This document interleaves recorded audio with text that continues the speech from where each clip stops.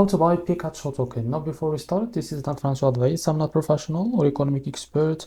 So before investing in any project that you find on my channel, please do your own research. Now, before going on buy this token, make sure to check the X accounts and keep following the updates about this token. As you can see, this token is available on the screen here. It's created just 1 hour ago and increased by 82% in the last 24 hours. This token trending number 4 in the Solana section. To be able to buy this token, we need to go to Radium, as you can see. After that, you need to connect your wallet. Select your wallet from here. I will use the Bitget wallet, for example. After you connect your wallet, if you don't see your token here, go back to this token page on the screener and copy the token address. Go back to Radium, click here and paste the token address in the search bar. Click on this add token. Now click on token again and you will be able to see it here from the top. Select the token that you want to buy it, for example USDT, and here you can type how much you want to buy. So here you will be able to see how much you receive that token. Click on more info and make sure to read all that information here and click on swap, and you will be able to buy this token. So this is how to buy Pikachu token. If you found this video helpful, please like and subscribe. See you next video.